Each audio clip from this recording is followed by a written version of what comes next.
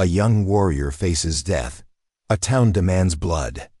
And one woman has just hours to make a decision that could cost her everything. What drove the preacher's daughter to risk it all in the dead of night, and what happened when the town found out? Thank you so much for watching and for all your comments. Let me know at the end if you like the story, and where you're watching from and why you're following this. The scorching Texas sun beat down mercilessly on the small frontier town of Redemption Creek in the summer of 1875. Dust swirled through the main street as townsfolk huddled in hushed conversations outside the jailhouse. Inside, a young Comanche warrior named Swift Arrow sat silently on the wooden bench of his cell, his face betraying no emotion despite knowing the gallows awaited him at dawn. Sheriff James Miller wiped sweat from his brow, uncomfortable with the duty that had fallen to him. The charges against Swift Arrow were serious. 3 settlers found dead on the outskirts of town, but Miller harbored doubts about the young man's guilt. The evidence was circumstantial at best, but the town demanded justice, and in these parts, justice often came swiftly and without mercy for Native Americans. "You got anything to say for yourself, boy?" Miller asked, his weathered face peering through the iron bars. Swift Arrow lifted his dark eyes. "I did not kill those settlers," he said in perfect English, surprising the sheriff. "I was hunting alone when I found them. I tried to help, but they were already dead." The sheriff nodded slowly. "That may be so, but this town's already decided. Judge Harmon's made his ruling. I'm sorry." From the small window of his cell, Swift Arrow could see the gallows being erected in the town square. The sound of hammering echoed through the afternoon like a grim drumbeat, counting down his final hours. Across town, in the modest white church, Reverend Thomas Williams delivered a passionate sermon about divine justice and the protection of their community. His daughter, Abigail, sat in the front pew, her blue eyes fixed not on her father, but on the Bible in her lap. At 22, she possessed both beauty and an independent spirit that often put her at odds with the town's expectations. "The Lord commands us to protect our families," the Reverend thundered. "The savage in our jail has brought death to our doorstep, and tomorrow justice shall be served." The congregation responded with fervent amens, but Abigail remained silent. She had seen Swift Arrow brought into town 3 days ago, proud despite his bound hands, dignified despite the jeers and threats. Something about his quiet strength had stirred her curiosity. After the service, as townspeople dispersed, Abigail approached her father. "Father, how can we be certain this man is guilty? Shouldn't we seek the truth before taking a life?" Reverend Williams frowned, placing a hand on his daughter's shoulder. "The evidence speaks for itself, Abigail. 3 good Christian families slaughtered. His knife was found at the scene. A Comanche knife, father, not necessarily his. Have you even spoken with him?" "That's not our place," he replied firmly. "The law has decided.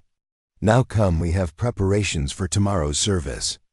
As dusk fell over Redemption Creek, Abigail slipped away from the parsonage.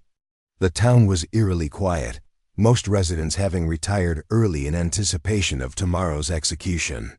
She moved through the shadows toward the jailhouse, her heart pounding against her ribs. Sheriff Miller was seated at his desk, nursing a glass of whiskey when she entered. He looked up, surprised. "Miss Williams? What brings you here at this hour?" "I'd like to speak with the prisoner, Sheriff," she said, her voice steadier than she felt. Miller hesitated. "I don't think the Reverend would approve." "I've brought him a Bible," she said, holding up the small book. "Surely my father wouldn't object to offering spiritual comfort before tomorrow." The sheriff sighed, then nodded. 5 minutes, Miss Williams, no more." He led her to the cell where Swift Arrow sat cross-legged on the floor, eyes closed as if in meditation. At their approach, his eyes opened, revealing no surprise at the young woman's presence. "You have a visitor," Miller said gruffly, then retreated. To his desk, keeping a watchful eye, Abigail stepped closer to the bars. "My name is Abigail Williams," she said softly. "I wanted to ask ... Did you do what they say you did?" Swift Arrow studied her face for a long moment. "Why would you believe my answer when no one else does?" "Because everyone deserves to be heard," she replied. "And I've learned that mob justice is often blind to truth." A flicker of something, perhaps respect, crossed his features. "I found those settlers already dead. Someone wanted it to look like Comanche work, but my people had nothing to do with it. I was returning from a solitary vision quest. There was no war party." Abigail believed him, though she couldn't explain why. Perhaps it was the steady way he met her gaze, or the calm dignity with which he faced death. "The stagecoach was robbed last month," she whispered. "Men in war paint, but travelers said their eyes were blue. I think someone is trying to stir up trouble between settlers and your people." Swift Arrow nodded. "The cattle baron Harrington. He wants our hunting grounds. If enough settlers fear us, they will support driving us farther west." As Sheriff Miller cleared his throat, signaling her time was up, Abigail pressed the Bible into Swift Arrow's hands. "I'll pray for you," she said, loud enough for Miller to hear. But as she placed the book in his hands, she whispered, "The back stable, midnight. A horse will be waiting." Their eyes met in silent understanding before she turned and left, her mind racing with the dangerous plan forming in her thoughts. Night fell over Redemption Creek like a shroud, bringing with it an unusual stillness. Most nights the saloon would be alive with piano music and raucous laughter, but tonight the town seemed to hold its breath, waiting for the dawn execution. In her room at the parsonage, Abigail paced nervously. Her father had retired early, exhausted from the day's events and preparations for tomorrow's somber service. She listened to his familiar snoring through the thin walls, counting the minutes until it would be safe to leave. Her mind raced with doubts. What she planned to do was not just dangerous, it was illegal. Aiding an escaped prisoner could land her in jail, or worse. It would devastate her father and ruin her reputation in town. But the conviction that had taken root in her heart would not be silenced. Swift Arrow was innocent, and she could not stand by while an innocent man was hanged. At 11:30, Abigail changed into her darkest dress and slipped on a pair of riding boots. She braided her hair tightly and covered it with a shawl. From beneath her mattress, she retrieved the key she had quietly taken from the hook by the kitchen door, the key to her father's stable. The night was moonless, perfect for her purpose. She slipped out the back door and made her way through the shadows, avoiding the main street where a lantern still burned outside the sheriff's office. When she reached her father's small stable, she unlocked the door with trembling hands and let out Sadie, their most reliable mare. "Easy, girl," she whispered, stroking the horse's muzzle. "We need to be quiet tonight." She guided the horse through the back alleys of town, taking a circuitous route to avoid being seen. The back stable she had mentioned to Swift Arrow belonged to old Mr. Colby, who had passed away last winter. His property remained vacant, the small stable unused but intact. Abigail secured Sadie inside, leaving her saddled and ready. She'd filled the saddlebags with provisions: bread, dried meat, a canteen of water, and a small pouch containing $15, all the money she had saved from selling her embroidery work. It wasn't much, but it might help Swift Arrow reach safety. Now came the most dangerous part of her plan. She needed to create a diversion to draw Sheriff Miller away from the jailhouse, even if just for a few minutes. Slipping back toward the main street, Abigail approached the livery stable opposite the jail. With a silent prayer for forgiveness, she picked up a lantern hanging outside and deliberately dropped it near a stack of hay. The flames caught quickly. Abigail stepped back, heart racing as she called out in her most panicked voice, "Fire! Fire!" At the livery, lights began to appear in windows as she ran toward the sheriff's office. "Sheriff Miller! Fire at the livery!" Miller burst through the door, his suspenders still hanging loose. What in tarnation? It's spreading fast. Abigail cried, pointing to the growing flames. Damn it all, Miller cursed, grabbing his hat. Watch the prisoner, he shouted to his young deputy, inside before running toward the commotion. Abigail's heart hammered in her chest as she waited for the deputy to follow. Sure enough, the young man appeared in the doorway, torn between his duty and the excitement. Of the fire, you should help them, Abigail urged. I'll fetch my father to gather men from the church. The deputy hesitated, then nodded. Don't go inside, Miss Williams. That Indian's dangerous. As soon as he was out of sight, Abigail slipped into the jailhouse. Swift Arrow was already standing at the bars, as if he had been expecting her. The key, she whispered urgently. Where does he keep it? Second drawer of the desk. Swift Arrow replied calmly. Abigail found the ring of keys and fumbled with trembling fingers until she found the one that fit the cell door. The lock turned with a heavy click that seemed deafening in the quiet room. Hurry, she urged as she swung the door open. There's a horse waiting at Colby's stable. Head east along the creek, then south toward the Comanche territory. Swift Arrow stepped out of the cell, his movements fluid and silent. Why are you doing this? He asked, his dark eyes searching hers. Because it's right, she answered simply.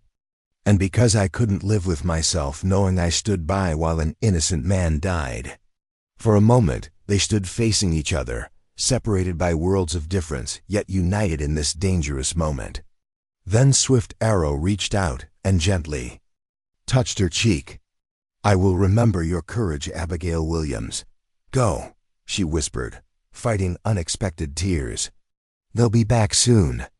Swift Arrow moved like a shadow through the jailhouse door. Abigail followed at a distance, watching until he disappeared into the darkness toward Colby's stable. The fire at the livery was already being brought under control, men forming a bucket line from the water trough. She melted back into the shadows, making her way home through the confusion. By the time she slipped back into her bedroom, her heart was still pounding so hard she thought it might burst from her chest. She changed quickly and buried her boots under the bed, knowing they would be muddy from her journey. Only then did the full weight of what she had done crash over her. She had broken the law. She had betrayed her father's trust. And if anyone discovered her part in tonight's events, she would face consequences she could scarcely imagine. But as she knelt by her bedside to pray, Abigail felt a strange peace settle over her. Whatever came, she had followed her conscience. And somehow that was enough. Across town, Swift Arrow mounted the mare Abigail had prepared for him.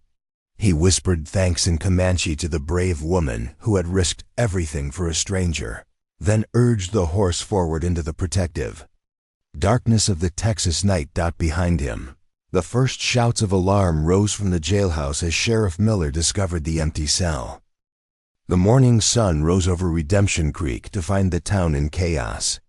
Sheriff Miller had organized search parties that had ridden out in all directions before dawn, but returned empty-handed.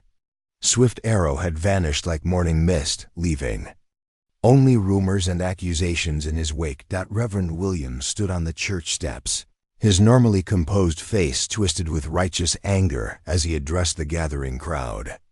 This is God's judgment delayed, not denied. The savage will be found and justice will be served.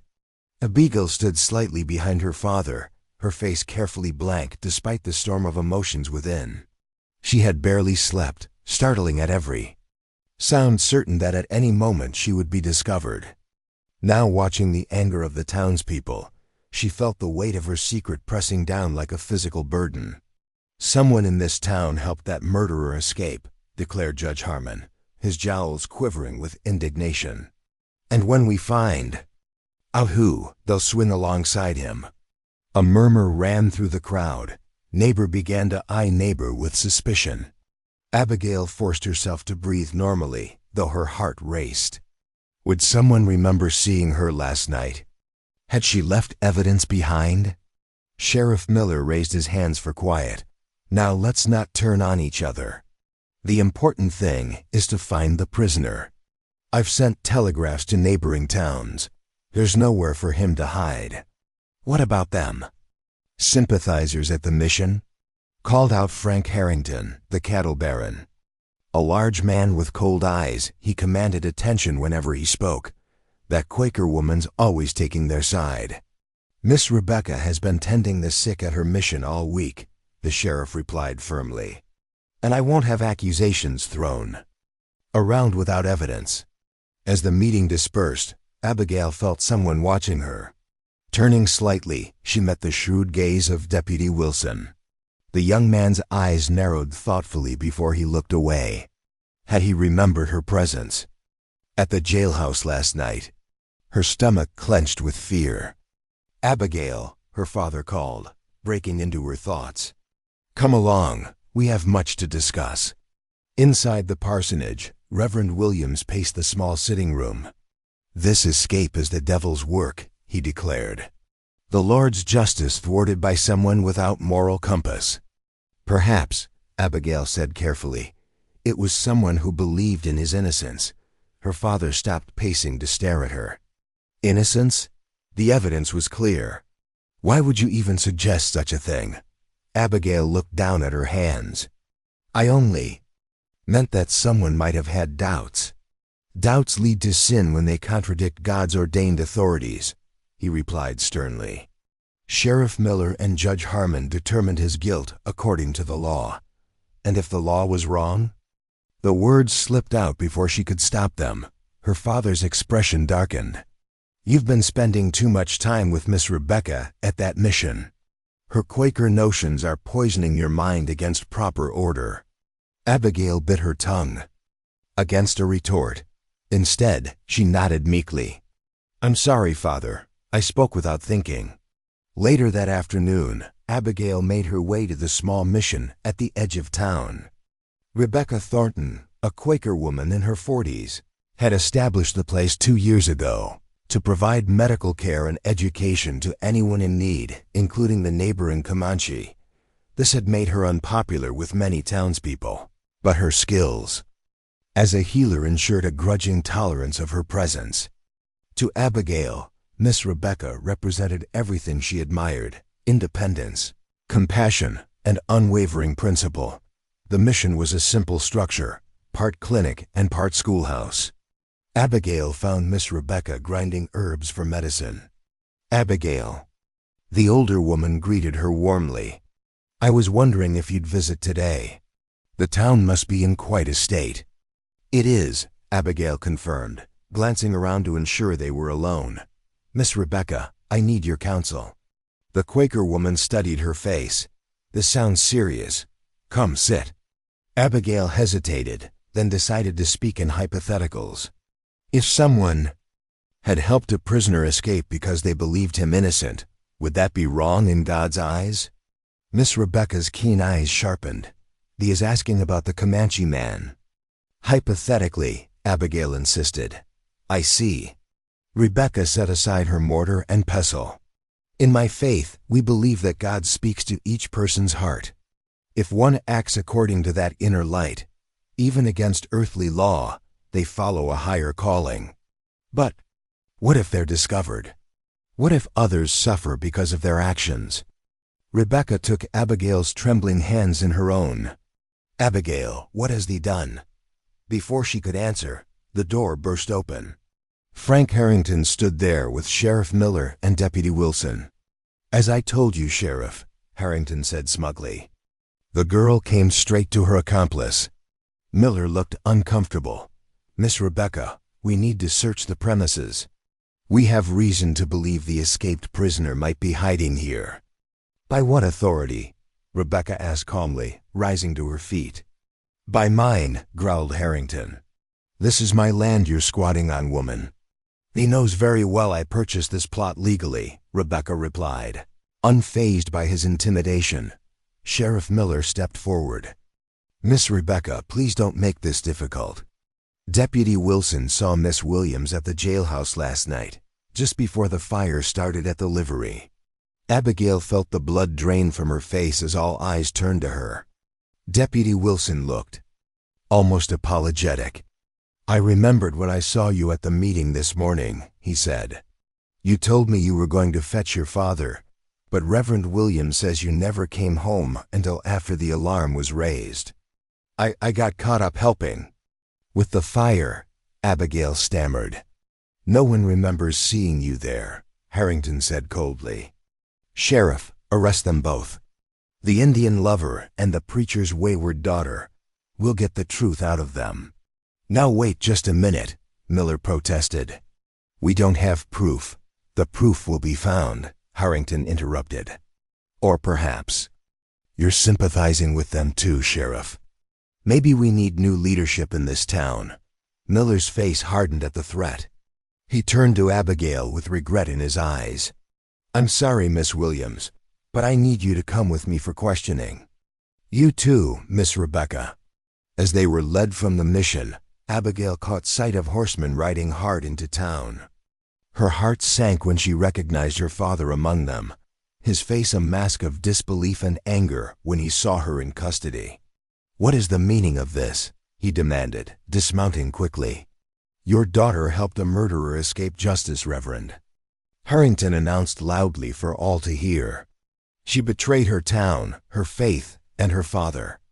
As Abigail was led toward the jailhouse, whispers and accusations followed her like shadows.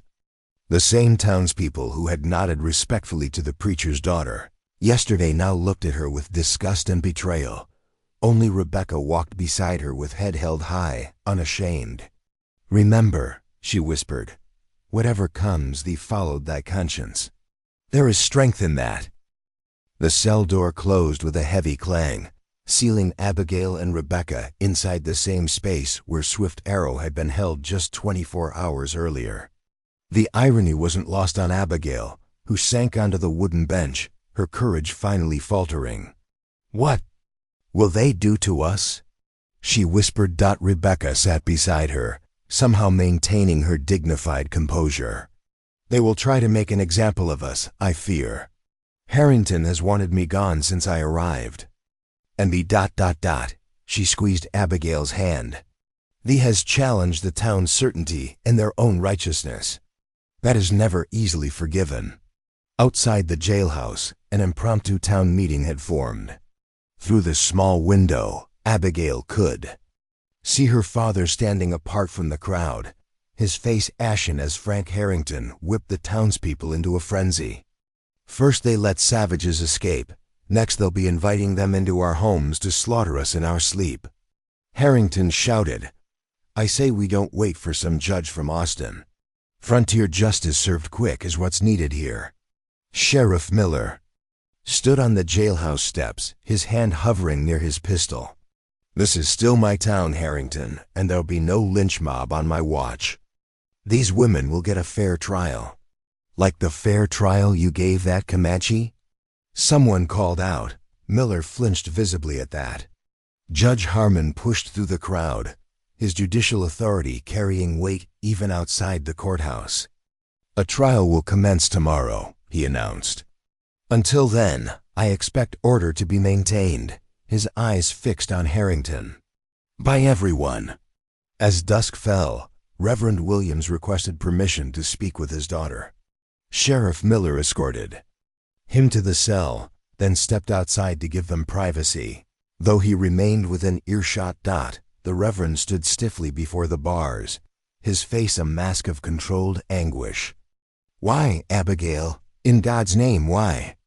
Abigail met her father's gaze steadily. "Because he was innocent, Father. The real killers are still out there. You cannot know that." "I do know it," she insisted. Swift Arrow was returning from a spiritual journey when he found those settlers already dead. Someone wanted it to look like Comanche work. "And you believe the word of a savage over the judgment of your own community? Your own father?" Abigail's voice softened. "I believed what my conscience told me was right.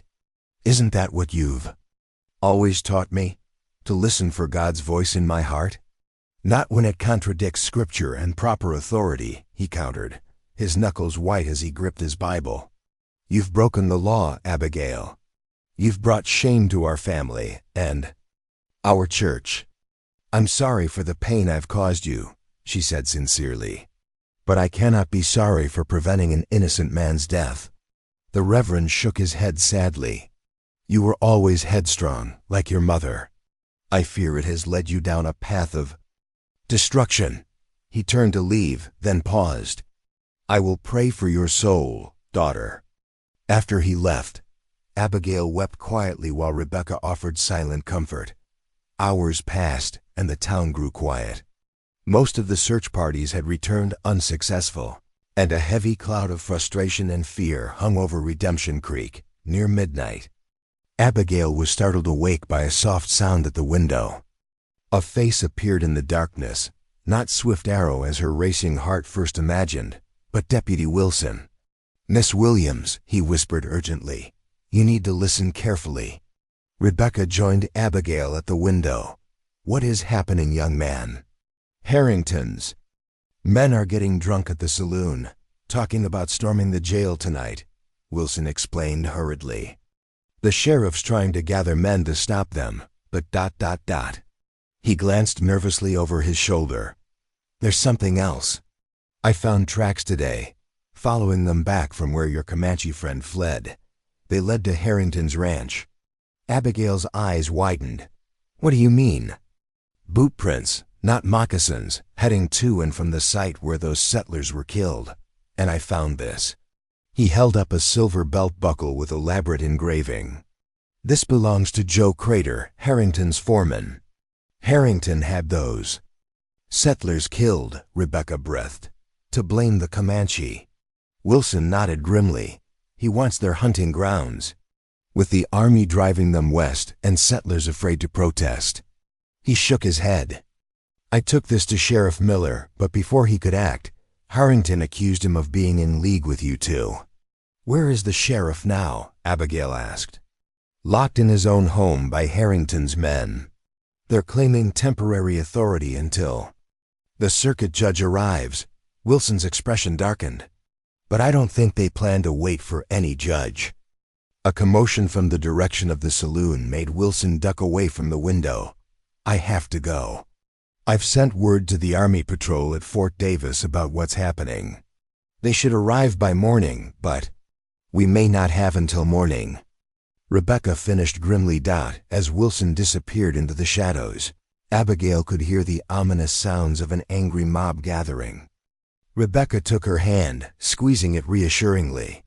Whatever happens, we stand in truth, she said firmly.